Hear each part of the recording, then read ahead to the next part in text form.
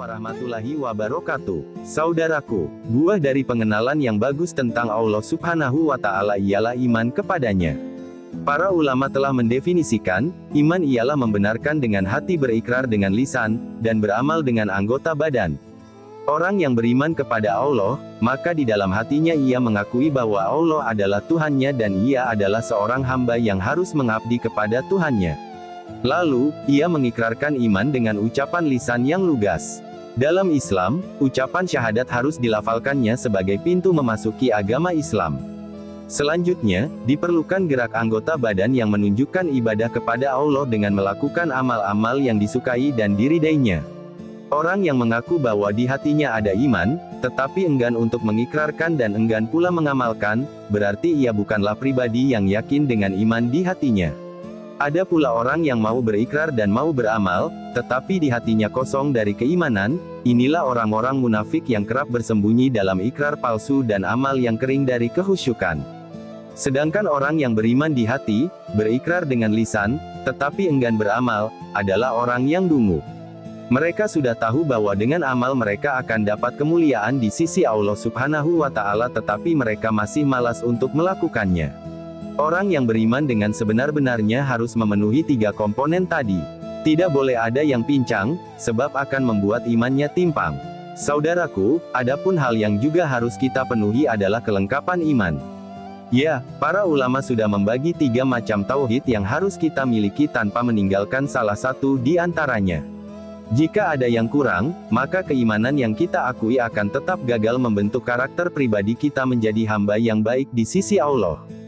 Pertama, meyakini bahwa Allah Subhanahu wa Ta'ala sebagai pencipta dan pengatur alam semesta atau tauhid rububiyah. Maksudnya, kita mengimani bahwa Allah Subhanahu wa Ta'ala sebagai zat yang menciptakan manusia dan alam. Karena itu, Allah pula yang mengatur dan juga mengurus semua ciptaannya. Bagi orang yang beriman, mereka mengimani bahwa Allah Subhanahu wa Ta'ala telah menciptakan alam dan semua interaksi makhluk yang ada di dalamnya. Tapi, semua ciptaan Allah itu diwajibkan untuk menghamba kepadanya dengan sebaik-baiknya. Allah tidaklah menciptakan makhluknya tanpa tujuan yang bermakna. Semuanya diciptakan untuk satu tujuan saja, yakni beribadah. Agar semua makhluk bisa beribadah dengan nyaman, Allah Subhanahu wa Ta'ala memberikan fasilitas berupa rezeki. Rezeki ialah semua kebaikan yang diberikan Allah untuk makhluknya, sehingga mereka bisa beribadah kepadanya dalam keadaan tercukupi. Maka, janganlah kita ikut-ikutan membatasi rezeki hanya sebatas yang berbentuk uang, jabatan, atau keelokan fisik semata. Tetapi, kesehatan, rasa aman yang kita nikmati, perlindungan dari Allah, dan berbagai kebaikan lainnya, semua itu juga rezeki.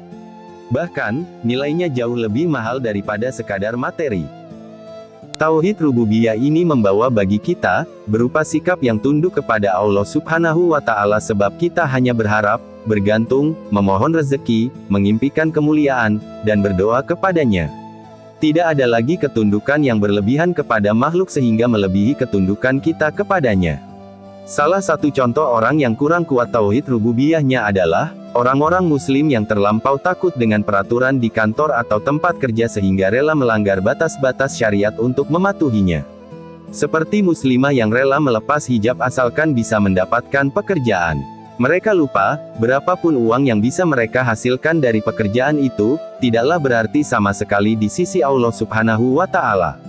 Uang yang mereka dapatkan, popularitas yang juga mungkin mereka peroleh, dan sanjungan dari sesama yang melekat dengan pekerjaan itu, akan kering dari berkah Allah. Akibatnya, semua hasil pekerjaannya tidak membuat mereka semakin dekat dengan Allah dan kemuliaan mereka pun tidak terdongkrak. Kedua, meyakini hanya Allah Subhanahu wa Ta'ala yang patut untuk dijadikan ilah atau tauhid uluhiyah. Para ulama menjelaskan, maksud dari kata ilah yang kita ucapkan di dalam ikrar syahadat punya banyak makna, yakni zat yang disembah, al-ma'bud, zat yang ditaati, al-muta, zat yang ditakuti, al-marhub, zat yang diharapkan, al-margub, dan zat yang dicintai, al-mahbub. Jadi, ikrar syahadat mengandung makna yang holistik bagi kehidupan kita. Mulai dari menyerahkan pengabdian kita. Allah Subhanahu wa Ta'ala tidak hanya menjadi Tuhan yang kita sembah dalam berbagai ibadah ritual seperti salat, zakat, puasa, maupun haji. Akan tetapi, dalam setiap aktivitas kebaikan yang kita lakukan dengan niat memohon rahmat dan keridaan-Nya. Karena semua amal kebaikan yang kita lakukan dengan niat ikhlas akan tercatat sebagai ibadah, semisal saat kita menolong orang yang kesusahan, bekerja untuk menjemput rezeki yang akan kita pakai menafkahi keluarga, dan yang lain sebagainya. Kita juga digariskan untuk taat kepada Allah Subhanahu wa Ta'ala karena sudah ada perintah dan juga larangan yang diharuskan untuk kita taati sebagai tanda keimanan kita kepadanya. Ketaatan kita kepada Allah harus lebih tinggi daripada segalanya, supaya kita tidak menaati aturan-aturan sesama makhluk yang di saat bersamaan kita harus durhaka kepadanya. Allah Subhanahu wa Ta'ala menjadi zat yang paling kita takuti di atas segalanya, ialah konsekuensi lain dari ikrar syahadat. Sebab Allah itu maha dahsyat azabnya bagi hamba-hamba yang ingkar. Allah menggariskan ancaman berupa azab dan siksa yang pedih supaya kita sebagai insan ciptaannya bisa lebih serius menjaga nafsu kita. Jangan sampai kita jadi bagian dari orang yang tergelincir ke dalam jurang api neraka, lantaran sibuk menuruti hawa nafsu dan mengabaikan aturan-aturan yang digariskannya. Di saat yang bersamaan, kita juga menjadikan Allah Subhanahu wa Ta'ala sebagai tempat berharap yang paling utama. Sebab Allah maha luas karunia-Nya bagi setiap hamba. Allah akan mencurahkan berbagai limpahan karunia bagi siapa saja yang berharap kepadanya tanpa jeda. Bahkan, kasih sayang Allah terlimpah bagi siapa saja. Orang yang terlanjur berdosa pun digiring supaya tidak pernah berputus asa dari rahmat Allah. Mereka bisa kembali lagi menjadi hamba-Nya yang baik dengan cara bertobat, dan yang terpenting lagi adalah menjadikan Allah Subhanahu wa Ta'ala sebagai zat yang paling kita cintai sepanjang hidup kita. Bayangkan, jika kita amat menyukai orang yang selalu mau memerhatikan urusan dan keadaan kita, mengurus segala keperluan kita, bahkan mau mengerjakan segala sesuatu yang bermanfaat bagi kita tanpa kita minta, maka sebesar apa seharusnya cinta kita kepada Allah? Bukankah Allah sudah memberikan segala yang kita butuhkan, bahkan semua yang tidak pernah kita bayangkan sebelumnya sudah dicurahkan oleh-Nya? Benarlah yang dinasihatkan oleh Imam Ibnul Qayyim Al-Jauziyah, jika engkau tahu bagaimana Allah mengurus keperluan-keperluanmu, niscaya hatimu meleleh karena cinta kepadanya. Saudaraku, orang yang kokoh tauhid uluhiyahnya akan menjadikan Allah Subhanahu wa Ta'ala sebagai zat yang paling utama di dalam hidupnya. Mereka tidak akan mengejar sesuatu yang tidak bermakna di sisinya.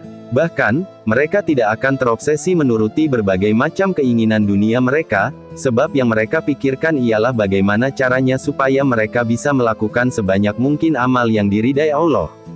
Mereka selalu ingin menyiapkan bekal yang terbaik untuk dibawa menghadap Allah ketika ajal menjemput. Saudaraku, berikut adalah cara kita mengimani Allah Subhanahu wa Ta'ala. Semoga video ini bermanfaat untuk kita semua, dan semoga kita semua semakin taat kepada perintah Allah Subhanahu wa Ta'ala. Sekian, wassalamualaikum warahmatullahi wabarakatuh.